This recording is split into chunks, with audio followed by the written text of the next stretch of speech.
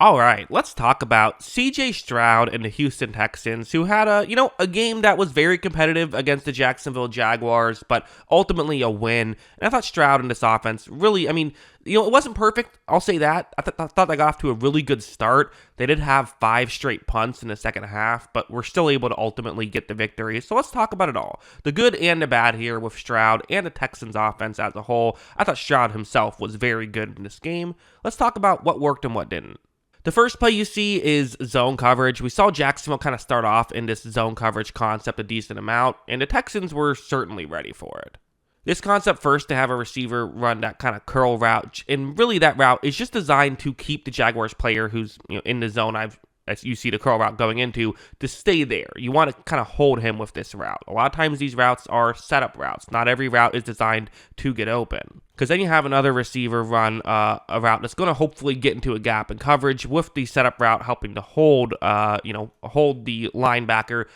This is Nico Collins hopefully getting open over the middle. Stroud takes the snap. He's going to look in this direction, and as you see, concept is working. There is a window. Really good stuff here by Houston. Everyone's executing this properly. Now Stroud has to make the throw. And of course, that's going to be exactly what he does. Stroud's able to make a nice play. So that was part of it, was one, the Jaguars were just kind of playing their zone coverage. I thought Houston did a really good job of picking it apart. The scheme was very good.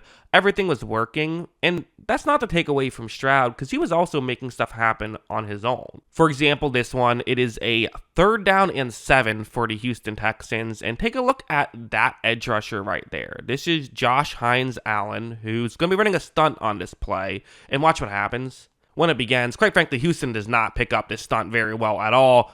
Josh Hines-Allen able to get through, not untouched, but very quickly to Stroud. For a lot of players, they're taking the sack. It's 3rd and 7. Now you got to give the ball to the other team, but Stroud is not a lot of other players. As you see, he's able to get around this pressure, keeps his eyes downfield, and eventually is going to find, again, that is Nico Collins. Seems like it's always Nico Collins, and they're able to pick up a big completion right there, and that led to a scoring drive. So you are able to get points on the board by making something like that happen.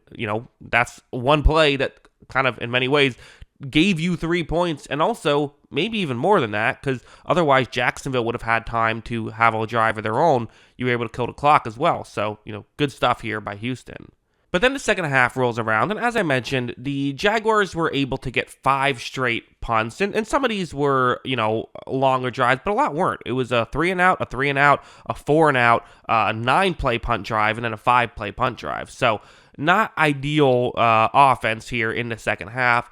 Here's how it happened. So the Jaguars went to a man coverage scheme, which I don't know why they didn't. I guess I get why they didn't want to do this to start, because, Houston has so many talented receivers, but Jacksonville has corners who can play man pretty well. That's the route that Stroud is going to look towards. It's Dalton Schultz running a route where he's in motion towards the top of the screen, but then it's going to run back over the middle. Kind of a clever route right here. Stroud takes a snap. He's going to look in Schultz's direction right here. And is it open? Again, it's tough, but you kind of have to make this throw right now. You kind of, you can't wait around for forever. Sometimes you have to throw with anticipation. And as you see, Stroud puts this one really kind of on the money, but that was just good coverage. I don't really blame Schultz for not making that grab. It was going to be a tough catch. It's just good defense by Jacksonville. That can happen. Sometimes your offense gets slowed down due to defense. We almost always talk about football as in good offense or bad offense, but sometimes it's good offense and it's still just not good enough. Also, this one, which was an interesting play. This is another 3rd down play. Jaguars are just sending the house. They're going with an all-out blitz. They want to make sure they can get a stop right here. Stroud has that route to Diggs that could work. Again, has this over-the-middle play where if you can get it over there, this could potentially be a completion. But when Stroud takes a snap, again, due to the pressure, there's immediate pressure. He has to throw off balance right here. This is going to be tough. To try and make a play like this work, it's just not going to happen. This play actually almost was pulled off. Stroud, again, put a really nice throw on that. Diggs wasn't quite able to make the catch. Kind of hard to blame him. I still don't think they would have gotten the first down had it been caught. But, there was a chance that was going to be a first down. I don't blame Diggs. It was a tough play. But, man, Stroud did everything he could to make something like that work. But this is how Jacksonville was able to kind of slow down this team. But then we got to get over here. This is kind of the big spot in the game. So, okay, that's kind of what happened. Houston got off to this hot start. They scored 17 in the first half. Things are looking good. They haven't scored any in the second half now. Luckily for them, Jacksonville only had one score of their own, one touchdown drive, and that was it. And I mean, lucky for their offense. Obviously, they're not lucky for the team. The defense was part of why Jacksonville only had one scoring drive. But nonetheless, because of this, you've hung around at this point. But you need a drive here. You need to at least get 3 on the board. This play is going to be a cover 2 man. Again, they're trying to play coverage. They're trying to not allow Stroud to be able to throw over them, make these tough plays, and make things difficult on these receivers. Stroud is going to take the snap, and with it being man coverage, no one's open right away because the Jaguars are playing man coverage tough. On top of this, there does start to get pressure on the on the right tackle right here. Trayvon Walker kind of doing what he likes to do, right? Using that power to try and collapse the pocket. But here's the advantage for Stroud. With Trayvon Walker starting to go a bit towards the inside, containment could get given up. Watch Stroud get around this pressure, and while keeping his eyes downfield, didn't love what he sees to throw, but is able to rush for a first down. This might not seem like anything too crazy, it's just a first down, but why it really helped was what would happen just on the next play. So this very next play, what happened was then Houston said, okay, well, let's drop back in the zone a little bit because we want to make sure we have everyone looking towards Stroud. It's an end game scenario. Stroud's going to be more willing to run in this situation, so let's just maybe surprise him with a quarters coverage concept.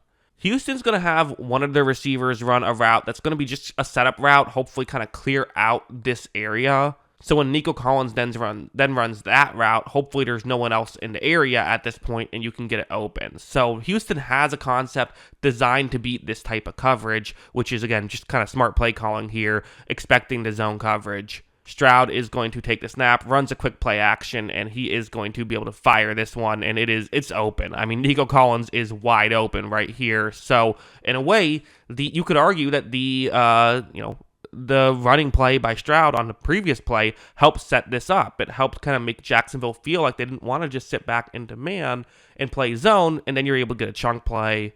As you see, Stroud throws this one, right on the money. They're able to get a big completion, get inside the 30. A few plays later, they were able to get into the end zone for their go-ahead touchdown. So, really good stuff here by CJ Stroud and this Texans offense when it mattered most. You definitely would like to see them, I think, figure out ways to beat this man coverage a little bit more. Part of it is Jacksonville being good. I do think that, you would like to see that kind of slump not happen, right? Because had the offense just gone the way it went the whole game, this is a blowout. But you got to give credit to Jacksonville for making the adjustments, and you got to give credit to really CJ Stroud for making his own adjustment to beat Jacksonville's adjustments at the end and ultimately win the football game. So, yeah, fun stuff all around by both of these two units. I think, the Jaguars defense definitely showed up in this game. The Texans offense definitely showed up in this game. Texans offense was able to do just enough to get the victory. But, yeah, fun back and forth battle between those two units. But that's what I think. What do you think? Let me know in the comments below. Always love hearing from ya. And of course, as always, thanks for watching.